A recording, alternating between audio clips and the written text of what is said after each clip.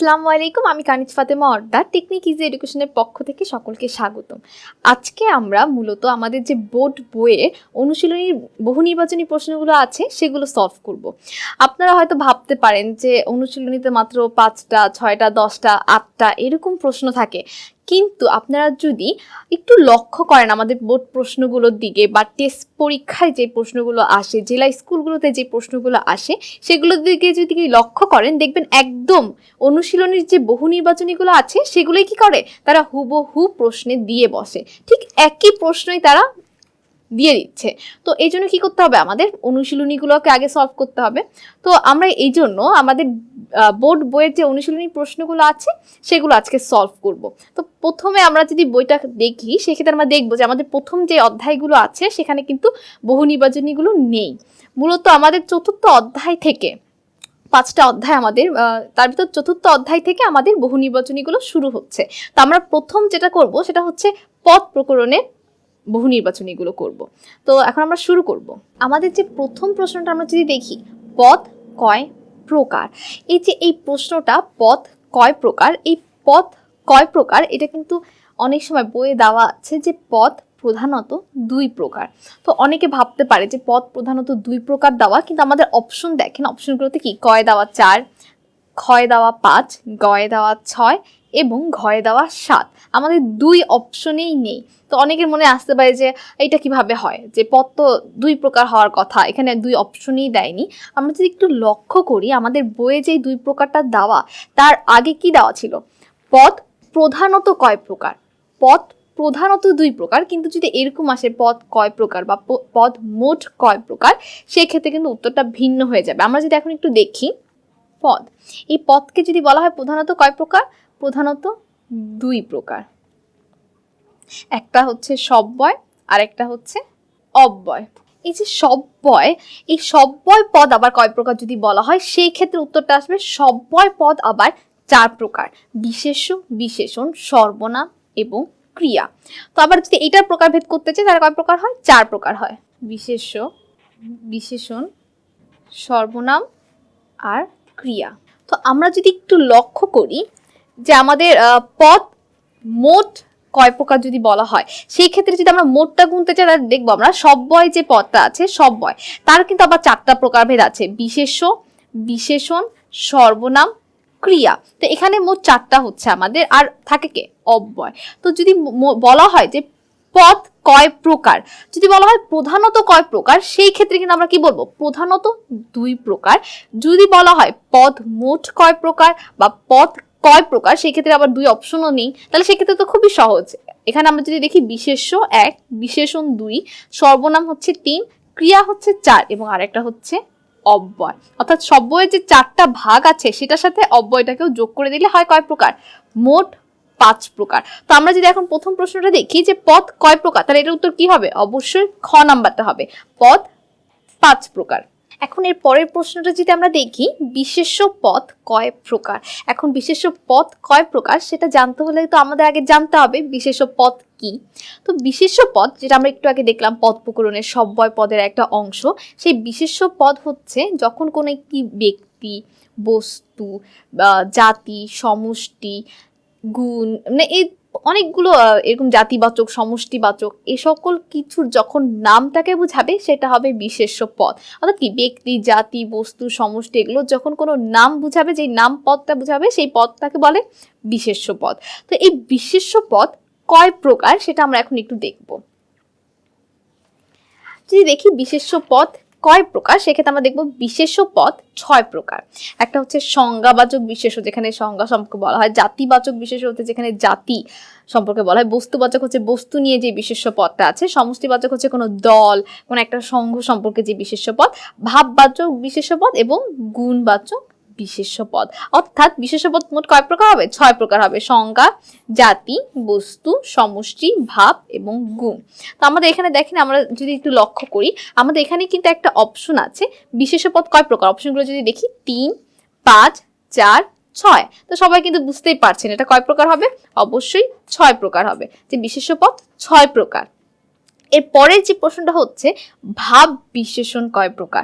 এখন ভাব বিশেষণ কয় প্রকার সেটার জন্য তাকে আমাদের জানতে হবে বিশেষণটা কি, তারপর আমরা জানবো বিশেষণ কয় ভাগে ভাগ করা যায় সেটা। বিশেষণ হচ্ছে যখন আমরা কোনো একটা বিশেষ্য বা সর্বনামে দোষ, গুণ, অবস্থা সম্পর্কে বর্ণনা করব, যে পদটা সম্পর্কে বা দোষ, গুণ, অবস্থা নিয়ে যে পদটা বর্ণনা করে সেটাই হচ্ছে কি বিশেষণ পদ। আমাদের যে বিশেষণ পদ সেটাকে আবার দুই ভাগে ভাগ করা যায়, একটা হচ্ছে নাম বিশেষণ আর একটা হচ্ছে ভাব বিশেষণ। তো আমাদের যে প্রশ্নটা সেটা হচ্ছে ভাব বিশেষণ কয় প্রকার। ভাব বিশেষণ কয় প্রকার সেটা আমরা এখন দেখব। তার আগে আমরা একটু দেখি প্রত্যেকটা প্রকারভেদ বিশেষণে। বিশেষণ যদি বলা হয় বিশেষণ পদ কয় প্রকার, দুই প্রকার, নাম বিশেষণ এবং ভাব বিশেষণ। যদি আবার বলা হয় ভাব বিশেষণ, যেটা আমাদের প্রশ্ন, যদি আমরা দেখি ভাব বিশেষণ কয় প্রকার, তো ভাব বিশেষণ কয় প্রকার, চার প্রকার। ক্রিয়া বিশেষণ, বিশেষণের বিশেষণ, অব্যয় বিশেষণ এবং বাক্যের বিশেষণ। অর্থাৎ ক্রিয়াকে যে বিশেষণটা বিশেষায়িত করবে সেটা ক্রিয়া বিশেষণ, বিশেষণকেও আবার বিশেষণ করে, অব্যয়কেও বিশেষণ করে, আবার বাক্যের বিশেষণকেও এই ভাব বিশেষণ বিশেষণ করে থাকে। অনেকবার বিশেষণ শব্দটা বলতে হলো। তো দেখো এখন আমরা দেখবো এই যে ভাব বিশেষণ কয় প্রকার, চার প্রকার। একটু আমরা দেখে আসছি। এখন আমরা দেখব সর্বনাম পদ কয় প্রকার। মূলত সর্বনাম কাকে বলে সেটা আগে আমাদের জানতে হবে। সর্বনাম হচ্ছে বিশেষ্যর পরিবর্তে যেগুলো আমরা ব্যবহার করে থাকি, যে, সে, যিনি, তারা, তুমি, আমি, এইগুলো সবগুলো হচ্ছে কি সর্বনাম পদ। তো সর্বনাম পদ মোট 10 প্রকার। এরপর যদি আমরা দেখি অব্যয় পদ কয় প্রকার, আমরা একটু প্রশ্নকে আমি একটু নিচে দাগ দিব। এখানে কিন্তু কি লেখা, অব্যয় পদ কয় প্রকার। কারণ আমি এখানে অব্যয় পদকে কেন নিচে দাগ দিলাম সেটা আমি বুঝিয়ে বলছি। যদি পরীক্ষার হলে প্রশ্নে থাকতো অব্যয় শব্দ কয় প্রকার, সেই ক্ষেত্রে কিন্তু উত্তর হতো 3 প্রকার। কিন্তু এখানে কি দেওয়া, অব্যয় পদ কয় প্রকার। যদি থাকে অব্যয় পদ কয় প্রকার, সেই ক্ষেত্রে কিন্তু উত্তরটা পরিবর্তন হয়ে যাবে 4 প্রকার। অর্থাৎ আমরা যদি অপশনগুলো দেখি এখানে কিন্তু 3ও আছে কতে, আবার খতে 4ও আছে। তো স্টুডেন্টরা না অনেক সময় এই ভুলটা করে বসে। অনেক সময় কি করে, তারা অব্যয় পদ দেখে 3 প্রকারে দাগ দিয়ে ফেলে। কিন্তু এটা কি হবে, অব্যয় শব্দ হচ্ছে 3 প্রকার কিন্তু অব্যয় পদ 4 প্রকার। আমরা যদি একটু দেখি সেক্ষেত্রে আমরা আরো ভালো বুঝতে পারবো। অব্যয় শব্দ যদি বলা হয়ে থাকে, অব্যয় শব্দ 3 প্রকার, বাংলা, তৎসম আর বিদেশি। কিন্তু যদি বলা হয়ে থাকে অব্যয় পদ, যেটা আমাদের পরীক্ষার প্রশ্নে আছে অব্যয় পদ, সেটা যদি বলা হয়ে থাকে সেই ক্ষেত্রে হয়ে যাবে কি 4 প্রকার, সমুচ্চয়ী অব্যয়, অনুন্বয়ী অব্যয়, অনুসর্গ অব্যয় আর অনুকার অব্যয়। তাহলে আমরা কিন্তু এই প্রশ্নটা যখন দেখব সেক্ষেত্রে একটু লক্ষ্য করব যে পদ বলা হচ্ছে নাকি শব্দ বলা হচ্ছে। যদি বলা হয় শব্দ সেই ক্ষেত্রে হবে 3 প্রকার, কিন্তু যদি বলা হয় পদ সেই ক্ষেত্রে হবে 4 প্রকার। তো অব্যয় পদ 4 প্রকার। এখন এর পরে যে প্রশ্নটা আছে সেটা হচ্ছে কোনটি সংযোগ জ্ঞাপক সর্বনাম। আমি তো বললাম যে আমাদের সর্বনাম পদ কয় প্রকার, 10 প্রকার। সর্বনাম পদ 10 প্রকার, তার ভিতর বলা হচ্ছে যে কোনটি সংযোগ করে। তো আমরা যদি অপশনগুলো দেখি আমাদের কিন্তু জানাও লাগবে না কোন প্রকার ভেদে কি বা এরকম কিছু। আমরা যদি একটু আমরা অপশনগুলোর দিকে একটু তাকাই সেই ক্ষেত্রে আমরা বুঝতে পারবো। অপশনগুলোর ভিতর প্রথম যে ক নাম্বারটা দেওয়া সেখানে দেওয়া যারা, তারা, খতে দেওয়া তোরা, গতে দেওয়া এরা এবং ঘতে দেওয়া কারা। আপনারাই দেখেন এই যে সংযোগ, সংযোগ যে শব্দটার কথা বলা হয়েছে, এই সংযোগ দ্বারা কি বোঝানো হচ্ছে যে একটির সাথে আরেকটি সংযোগ স্থাপন করছে। তো আমরা যদি লক্ষ্য করি তোরা বা এরা বা কারা, এগুলো দ্বারা কিন্তু সংযোগটা বোঝানো যায় না। তবে যারা, তারা, এটা দিয়ে কিন্তু দুটি বাক্যকে সংযোগ করা যাচ্ছে যে যারা এই কাজটি করবে তারাই যেন আসে, বা যিনি, তিনি, যিনি জজ, তিনি সাহেব। এই যে আমরা যে যিনি জজ, তিনি সাহেব, এখানে কি করছি আমরা, দুটি আলাদা জজ এবং সাহেব, যিনি জজ, তিনি সাহেব, এই দুটোকে এক করে দিচ্ছি, সংযোগ করছি। তাহলে এখান থেকে কিন্তু আমরা বুঝতে পারবো যে সংযোগ কি হবে এখানে, তাহলে যারা এবং তারা। আমরা যদি দেখি এর পরের প্রশ্নটা, কোন বাক্যে বিশেষণের বিশেষণ রয়েছে। অর্থাৎ সেখানে আবার কি বলছে যে বিশেষণের আবার বিশেষণ কোন পদটাতে রয়েছে। আমরা যদি অপশনগুলো দেখি, কটাতে কি লেখা, ধীরে, চলো, তো এটা কিন্তু বিশেষণের বিশেষণ হচ্ছে না। খতে কি লেখা, সে গুণবান, এটা একটা, হ্যাঁ এটা গুণ সম্পর্কে বলা হচ্ছে, কিন্তু এখানে তো বিশেষণের আবার বিশেষণটা দেওয়া হচ্ছে না। কিন্তু আমরা যদি গ নাম্বারে দেখি, ঘোড়া খুব দ্রুত চলে, এখানে যদি আমরা লক্ষ্য করি এই যে দ্রুত শব্দটা যা আছে, এই দ্রুত শব্দটা একটা বিশেষণ, সেই বিশেষণকে আবার খুব দ্বারা বিশেষায়িত করা হচ্ছে। অর্থাৎ আমরা যদি এখানে লক্ষ্য করি, এই বিশেষণ, সেই বিশেষণকে আবার খুব আবার এই দ্রুতটাকে আবার বিশেষণ করছে। অর্থাৎ দ্রুত নিজে একটা বিশেষণ ছিল, আবার খুবও সেই দ্রুতটাকে আরো বেশি তার অবস্থা বোঝানোর জন্য খুব ব্যবহার করা হচ্ছে।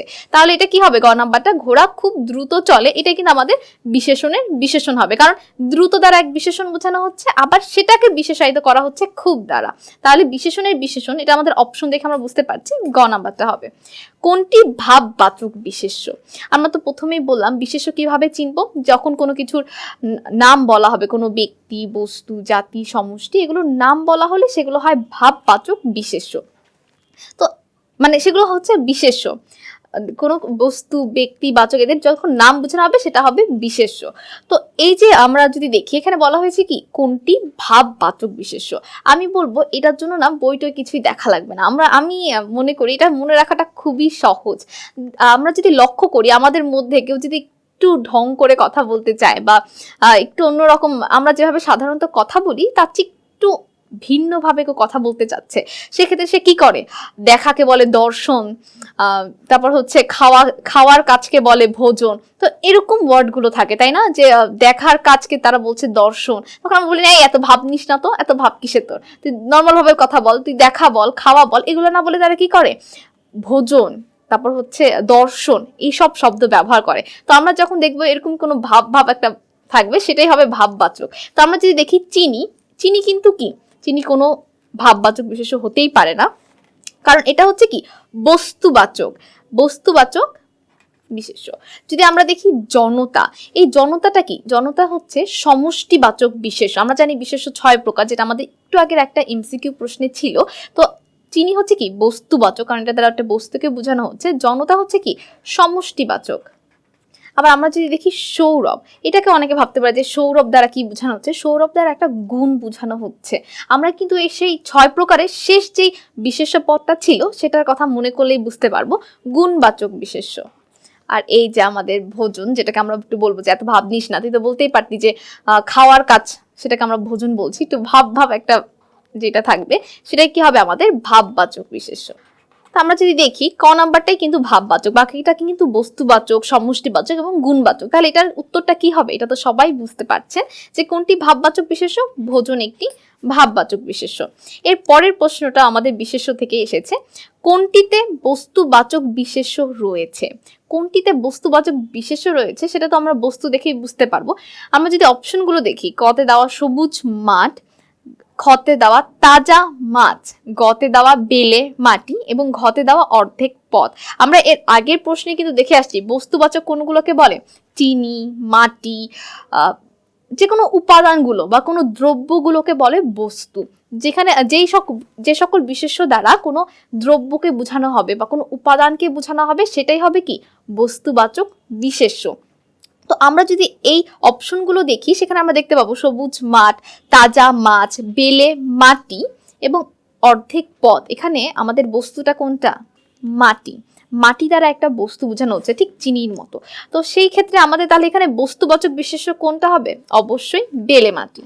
বেলে মাটি কেন হবে? কারণ মাটিটাই তো একটা বস্তু, তাহলে বস্তুবাচক বিশেষ্য কোনটা হবে? যেখানে বস্তু থাকবে সেটাই তো বস্তুবাচক বিশেষ্য হবে। তাই আমাদের যে 9 নম্বর প্রশ্নটা, সেটার উত্তর হবে কি বেলে মাটি। 10 নম্বর এবং শেষ যে আমাদের প্রশ্নটা বহু নির্বাচনী, কোন বাক্যের মোটা অক্ষরটি অনন্যই অব্যয়? আমরা তো জানি যে অব্যয় কাকে বলে, এটা একদম ছোটকাল থেকে যার ব্যয় নেই তাকে অব্যয় বলে। তো এগুলো আমরা আর কি বলবো না, তো আমরা দেখবো অপশনগুলোর দিকে আগে তাকাবো। তাকে দিয়ে এ কাজ হবে না, এখানে দিয়েটা মোটা অক্ষরে লেখা। তুমি ভালো ছাত্র তাই তোমাকে সবাই ভালোবাসে, এটা কিন্তু একদম সত্য কথা, যারা ভালো ছাত্র তাদেরই সবাই ভালোবাসে। তো এখানে তাই মোটা অক্ষরে লেখা। বৃষ্টি পড়ে ঝমঝম, এই ঝমঝমটাও কি মোটা অক্ষরে লেখা। আর একটা কি বড্ড লেগেছে, এটা কি টা হচ্ছে এখানে মোটা অক্ষরে লেখা। তো আমরা দেখবো এই দিয়ে, তাই, ঝমঝম, এইগুলোর মধ্যে এই 4টা যে আমাদের অপশন আছে তার ভিতর কোনটা আমাদের অনন্যই অব্যয়? তো এই অনন্যই অব্যয় দেখার আগে আমরা আবার একটু অব্যয়ের ছকটা যদি দেখি, এই যে অব্যয় পদ যে ভাগে ছিল সেখানে কি ছিল? সমুচ্চয়ী অব্যয়, অনুন্বয়ী অব্যয়, অনুসর্গ অব্যয় আর অনুকার অব্যয়। এর ভিতর 2 নাম্বারটা যেটা সেটা হচ্ছে অনুন্বয়ী অব্যয়। অনুন্বয়ী অব্যয় হচ্ছে সে সকল অব্যয় যারা বাক্যের অন্য পদের সঙ্গে কোনো সম্বন্ধ না রেখে স্বাধীনভাবে বাক্যে ব্যবহার করা হয়। তো এই অনুন্বয়ী অব্যয় স্বাধীনভাবে যেগুলো বাক্যে ব্যবহার করা হয় সেগুলো। তো আমরা যদি এখন আমাদের অপশনগুলো একটু দেখি, তাকে দিয়ে এ কাজ হবে না, এখানে দিয়ে দ্বারা কিন্তু এখানে স্বাধীনভাবে এই দিয়েটা ব্যবহার করা হয়নি। এই দিয়েটা হচ্ছে আমাদের অনুসর্গ অব্যয়। আমরা জানি এই যে সকল অনুসর্গ আমাদের অব্যয় হিসেবে ব্যবহার করা হয়ে থাকে সেগুলোকে কি বলে? অনুসর্গ অব্যয়। তো এই দিয়েটা কি? দিয়ে হচ্ছে এখানে অনুসর্গ অব্যয়। তারপর যদি আমরা দেখি, তুমি ভালো ছাত্র তাই তোমাকে সবাই ভালোবাসে, এখানে তাই হচ্ছে আমাদের একটা অব্যয়। আমরা যদি লক্ষ্য করি, তুমি ভালো ছাত্র তোমাকে সবাই ভালোবাসে, আলাদা দুটি বাক্য ছিল, সেই বাক্যগুলোকে কি হচ্ছে? তাই সংযোগ করছে। তাহলে এটাকে কি বলা যায়? সংযোগমূলক অব্যয়। আর এই সংযোগ করা কোন অব্যয়ের কাজ? সমুচ্চয়ী অব্যয়ের কাজ। তাহলে এই তাইটা কি হবে? সমুচ্চয়ী অব্যয় হবে। তারপর যদি আমরা দেখি, বৃষ্টি পড়ে ঝমঝম, এই যে ঝমঝম, আমরা জানি যে মানুষ সৃষ্ট যে সকল অব্যয়, মানুষ সৃষ্ট যেগুলো থাকে, যেমন ঝমঝম, বায়ু বায়ু শন, ঝমঝম, টপ টপ, এই সকল শব্দগুলো, এগুলোকে বলা হয় অনুকার অব্যয়। তাহলে এই ঝমঝমটা কি হবে? অনুকার অব্যয় হবে, অনুকার অব্যয়। আর আমাদের কিন্তু বাকি আছে আর একটাই অব্যয়, সেটাই হবে অবশ্যই অনুন্বয়ী অব্যয়। এটা তো আমরা বাকি অপশন, মাঝে মধ্যে কিন্তু এমন হয় যে বাকি অপশনগুলো যদি কেউ পারে, কোনটা সঠিক উত্তর সেটা সে জানা না সত্ত্বেও সঠিক উত্তর দিতে পারবে। যেমন আমরা যদি দেখি, কেউ যদি অনুসর্গ অব্যয়, সমুচ্চয়ী অব্যয়, অনুকার অব্যয়টা জানে, তার কাছে কিন্তু বের হয়ে যাবে যে হ্যাঁ, ঘ নাম্বারটাই তার মানে হবে কি? অনুন্বয়ী অব্যয়। এছাড়াও এটা তো আমরা এখন বুঝতেই পারলাম যে ঘ নাম্বারটা কি হবে? অনুন্বয়ী অব্যয় হবে। এছাড়াও আমি যদি কারণটা বলি, আমরা যদি লক্ষ্য করি, বড্ড লেগেছে, এর আগে যে শব্দটা আছে, এটা কিন্তু একটি বাক্যে স্বাধীনভাবে ব্যবহার করা হচ্ছে, এবং এটার কাছে যে সকল অব্যয় বাক্যের অন্য পদের সঙ্গে কোনো সম্বন্ধ না রেখে স্বাধীনভাবে নানাবিধ ভাব প্রকাশ করে, এটা কিন্তু কিন্তু একটা ভাব প্রকাশ করছে, স্বাধীনভাবে বসেছে, এবং এটি অন্য এই বাক্যের অন্যান্য যে পদগুলো আছে সেগুলোর সাথে কিন্তু সম্পর্ক তার বড্ড লেগেছে, এটা এমনিও বলা যেত। উফটা কিন্তু তাদের সাথে সম্পর্ক রেখে বসছে না। তাহলে আমরা এখান থেকেই বুঝতে পারছি, এক তো এখানে আমরা এখান থেকেই বুঝতে পারি যে দিয়ে, তাই, ঝমঝম যেহেতু এখানে আমাদের অনুন্বয়ী অব্যয় না, তাই বাকি যেটা থাকবে সেটাই অনুন্বয়ী অব্যয় হবে। এছাড়াও আমরা এটা যদি লক্ষ্য করি, এই যে সেটা কিন্তু বাকি পদগুলোর সাথে সম্বন্ধ রাখেনি, এটা স্বাধীনভাবে বসেছে এবং স্বাধীনভাবেই ভাব প্রকাশ করছে। তাহলে আমাদের পরীক্ষা প্রশ্নে যেটা আসছে যে কোন বাক্যের মোটা অক্ষরটি অনুন্বয়ী অব্যয়, তাহলে এটার উত্তর কি হবে? 4 নাম্বারটা, যে বড্ড লেগেছে, এখানে শব্দটা হচ্ছে অনুন্বয়ী অব্যয়। তো আমরা আসলে মূলত আমাদের যে পদ প্রকরণের অনুশীলনীর বহু নির্বাচনী প্রশ্নগুলো ছিল সেই 10টা সলভ করলাম। তো সেই আশা করি এই 10টা প্রশ্নে কারো কোনো সমস্যা থাকবে না। এতক্ষণ আমাদের সাথে থাকার জন্য সকলকে অসংখ্য ধন্যবাদ, এবং পরবর্তী যে বহু নির্বাচনী প্রশ্নগুলো সমাধান করা হবে সেগুলো দেখার জন্য সকলকে আমন্ত্রণ রইল। আসসালামু আলাইকুম, আল্লাহ হাফেজ।